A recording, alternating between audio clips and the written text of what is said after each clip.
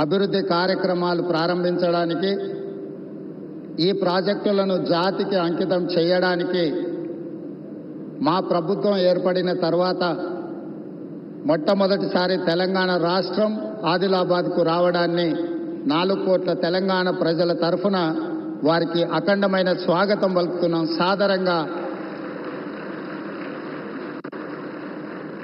సాదరంగా తెలంగాణ అభివృద్ధిలో సహకరించినందుకు వారికి రాష్ట్రం తరఫున కృతజ్ఞతలు తెలియజేస్తున్నాం.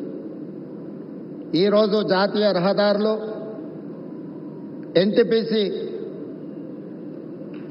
పవర్ ప్రాజెక్ట్ ఏదైతే ఉన్నదో, స్టేట్ రీఆర్గనైజేషన్ యాక్ట్ 2014 ప్రకారము 4000 మెగావాట్ల విద్యుత్ ఉత్పత్తి సామర్థ్యాన్ని ప్రారంభించాల్సి ఉంటే, గత ప్రభుత్వం తీసుకున్న నిర్ణయాలతో ఈరోజు 1600 మెగావాట్ల విద్యుత్తు మాత్రమే ఈ 10 సంవత్సరాలలో ఉత్పత్తి చేసే పరిస్థితి వచ్చింది.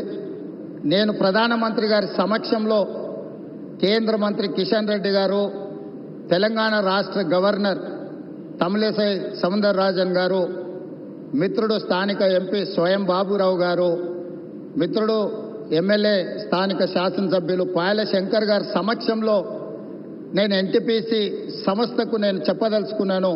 తెలంగాణ రాష్ట్ర ప్రభుత్వం మిగిలిన 2400 మెగావాట్ల విద్యుత్ ఉత్పత్తికి అన్ని రకాల అనుమతులు ఇచ్చి, రాష్ట్ర ప్రభుత్వం తరఫున ఇవ్వవలసిన అన్ని రకాల అనుమతులను ఇచ్చి, తెలంగాణ రాష్ట్ర పురోగతిలో మీరు ఉత్పత్తి చేసే విద్యుత్తు 85% మా రాష్ట్రానికే ఇవ్వబోతున్నారు. తెలంగాణ రాష్ట్రంలో వెలుగులు నింపబోతున్నారు.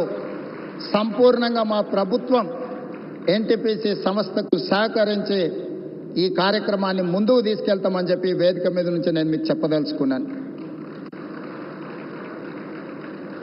ఎప్పుడైనా రాష్ట్ర కేంద్ర ప్రభుత్వాల మధ్యలో ఘర్షణ వాతావరణం వస్తే అంతిమంగా అది ప్రజలకే నష్టం జరుగుతుంది. రాజకీయాలు ఎన్నికల సమయంలోనే, ఎన్నికలు ముగిసిన తర్వాత విఘ్నులైన ఎన్నికైన ప్రజాప్రతినిధులు కేంద్ర సహకారంతో రాష్ట్రం యొక్క అభివృద్ధి కోసం కృషి చేయాలి తప్ప పదే పదే కేంద్ర ప్రభుత్వంతో ఘర్షణాత్మకమైన వైఖరి తీసుకుంటే రాష్ట్రం అభివృద్ధిలో వెనుకబడుతుంది.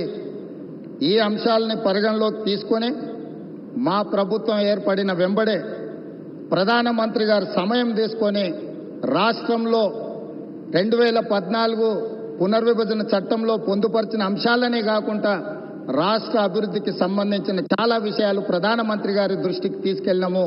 వారు సానుకూలంగా స్పందించి తెలంగాణ రాష్ట్ర అభివృద్ధిలో అత్యంత కీలకమైన స్కైబేస్ కంటోన్మెంట్ ఏరియాలో దాదాపుగా 190 ఎకరాల స్థలాన్ని కేంద్ర ప్రభుత్వం రక్షణ శాఖ మంత్రి ద్వారా ప్రధానమంత్రి గారు రాష్ట్ర ప్రభుత్వానికి బదలాయించారు. వారికి రాష్ట్ర ప్రభుత్వం తరఫున కృతజ్ఞతలు తెలియజేస్తున్నాం.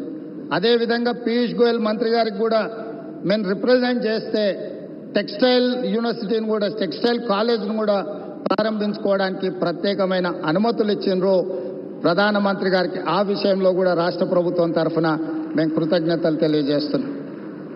మా వైపు నుంచి ఎలాంటి భేషజాలు లేకుండా రాజ్యాంగబద్ధ సంస్థలు, గవర్నర్ వ్యవస్థ కానీ, జ్యుడిషియల్ వ్యవస్థ కానీ, ప్రజల చేత ఎన్నుకోబడ్డ కేంద్ర ప్రభుత్వంతో ఇలాంటి ఘర్షణాత్మకమైన వైఖరిని మేము తీసుకోము.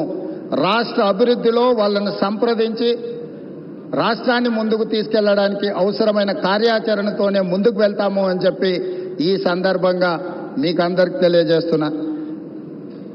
नरेंद्र मोदी जी हमारे हिसाब से प्रधानमंत्री का मतलब हमारे बड़े भाई के जो मदद रहे तो ही हर प्रदेश के मुख्यमंत्री उनके क्षेत्र में वो कुछ तरक्की कर सकता है, कुछ डेवलपमेंट को आगे ले सकता है. इसीलिए मेरा गुजारिश है इस वक्त तेलंगाना अगर आगे तरक्की करना है, हम भी गुजरात जैसा हम आगे जाना है तो यहाँ पर आप